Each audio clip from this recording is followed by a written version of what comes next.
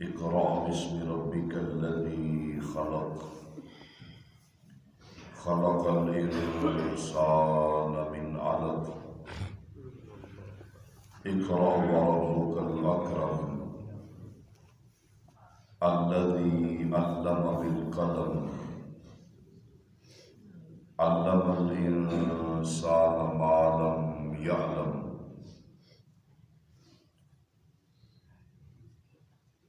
آپ اپنے پروردگار کے نام سے پڑھیے کہ جس نے پیدا کیا، جس نے انسان کو ایک لوتھڑے سے پیدا کیا. آپ پڑھیے، آپ کا پروردگار تو سب سے زیادہ معزز ہے کہ جس ذات باری تعالی نے قلم کے ذریعے علم سکھلایا، انسان کو وہ علم عطا کر دیا جس کو وہ نہیں جانتا تھا. سورہ العلق 30واں پارہ، اس کی ابتدائی 5 آیات مبارکہ. اس سے قبل بھی آپ کے سامنے انہی آیات مبارکہ کے متعلق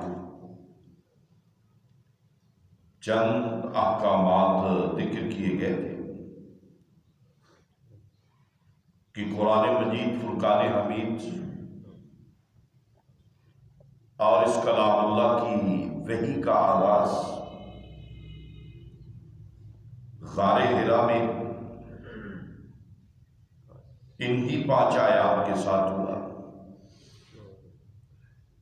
اور پھر پہلی وحی کے نازل ہونے کی کیفیت، آپ صلی اللہ علیہ وسلم کی حالت، اس کا تذکرہ آپ کے سامنے کیا تھا کہ ایک بہت بڑی اور اہم ذمہ داری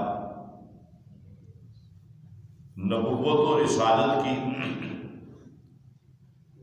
اللہ ذوالجلال والاکرام کے پیغام کی اللہ تعالی کے بندوں تک پہنچانے کی آپ صلی اللہ علیہ وسلم کو عطا کر دی گئی. اور یہ وحی کے نزول کی کیفیت اور پھر ورقہ بن نوفل کے خیالات وہ آپ کے سامنے ذکر کیے تھے. اور اسی طرح ان آیات مبارکہ سے دین اسلام کے مزاج کا بھی پتہ چلتا ہے کہ دین اسلام جو ہے اسے پڑھنا پڑے گا، دیکھنا پڑے گا، سمجھنا پڑے گا. کوئی بندہ سمجھے کہ شاید جس طرح دنیا کے دوسرے معاملات ہیں، حالانکہ وہ بھی اس طرح نہیں چلتے. کبھی ایسا نہیں ہوا ہوگا کہ ایک آدمی ڈاکٹر ہے، اب اس کا بیٹا جو ہے وہ ڈاکٹر ہی پیدا ہو، اسے ڈاکٹر بننے کے لیے پڑھنا پڑتا ہے. وہ سارا پروسیس جو ہوتا ہے اس سے گزرنا پڑتا ہے، اسے میڈیکل کی تعلیم کو حاصل کرنا پڑتا ہے، پھر جا کے ڈاکٹر کا بیٹا ڈاکٹر بن جاتا ہے. ایک عام آدمی معمار ہے، دیواریں بناتا ہے، یہ نہیں کہ اس کا بیٹا پیدا ہوا تو اب وہ دیواریں بنانے لگے گا. نہیں، اسے سیکھنا پڑے گا اپنے والد سے کہ اینٹوں کو رکھنے کا، چننے کا، دیواروں کو سیدھا رکھنے کا کیا طریقہ ہے، سیکھنا پڑے گا اسے. بغیر سیکھنے کے لیے آئے. جوتے گاٹنے والا ہے، حالانکہ بظاہر چھوٹا سا کام ہے، لیکن اس کی بھی ایک ٹیکنیک ہے اور اسے وہ سیکھے گا تو پھر صحیح بنے گا. لیکن ہمارا مزاج جو ہے یہ عجیب بن چکا ہے. ہم یہ تو بات سمجھتے ہیں کہ بغیر پڑھنے کے، بغیر سیکھنے کے ڈاکٹر نہیں بن سکتا، میکینک نہیں بن سکتا، معمار نہیں بن سکتا، بڑھئی نہیں بن سکتا، جوتے گاٹھنے والا منجی نہیں بن سکتا.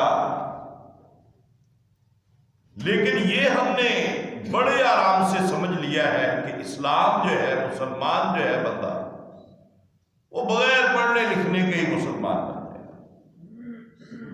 یہ ہماری عجیب جو ہے ایک تفسیر اور تشریح ہے جس پہ ہم جو ہے وہ مطمئن ہوئے بیٹھے. حالانکہ اللہ ذوالجلال والاکرام نے دین اسلام کا آغاز دیکھیے کس انداز سے کیا تاکہ لوگوں کے دلوں سے یہ وہم جو ہے کچھ دور ہو جائے. وحی کے نزول کا آغاز اور پھر پہلا لفظ اللہ پاک نے فرمایا اقرا، پڑھیے. یعنی دین کا کام کرنے کے لیے پڑھنا پڑے گا، دین سیکھنے کے لیے پڑھنا پڑے گا، مسلمان بننے کے لیے اسلام کو پڑھنا پڑے گا، اسلام کو جو ہے یہ سیکھنا پڑے گا. اور ہماری سب سے بڑی کمزوری یہی ہے کہ ہم اسلام سیکھتے نہیں ہیں اور سمجھتے ہیں کہ بس بغیر سیکھنے کے ہی اسلام آ جائے. اور ہمارے پاس اس کے لیے وقت نہیں ہے کیونکہ اس کی اہمیت نہیں ہے ہمارے. ہم سمجھتے ہیں جیسا تیسا بھی ہوگا، کوئی بات نہیں، یہ ٹھیک ہی ہے، سارا ہی ٹھیک ہے. حالانکہ اللہ ذوالجلال والاکرام نے، پیارے رسول صلی اللہ علیہ وسلم نے یہ بار بار اپنی امت کو بتلایا ہے کہ اگر سارا ہی ٹھیک ہوتا تو پھر عیسائیوں کا اللہ تعالیٰ کو ماننا بھی ٹھیک ہو جاتا. وہ اللہ تعالیٰ کو مانتے تھے، وہ جناب سیدنا عیسیٰ علیہ السلام پر ایمان کا دعویٰ رکھتے تھے. یہودی جناب موسیٰ علیہ السلام پر ایمان کا دعویٰ رکھتے تھے، اللہ تعالیٰ کو بھی مانتے تھے. بلکہ وہ تو سمجھتے تھے کہ اس کائنات کے اندر سب سے اللہ کے پیارے ہم ہی ہیں، ہمارے علاوہ کوئی اللہ کو پیار ہی نہیں. اللہ تعالیٰ ہم سے پیار ہی بہت کرتے ہیں اور اتنا پیار کرتے ہیں کہ ہمیں اللہ تعالیٰ نے جہنم میں نہیں بھیجنا. ہاں کچھ دنوں کے لیے، کچھ وقت کے لیے جن لوگوں نے بچڑے کی عبادت کی تھی وہ صرف ہو جائیں گے، اور وہ بھی اتنی دیر کے لیے. ہمارے لیے تو اللہ تعالیٰ نے جہنم بنائی ہی نہیں ہے. اب مکے کے مشرک ہیں، جناب سیدنا ابراہیم علیہ السلام کے پیروکار تھے.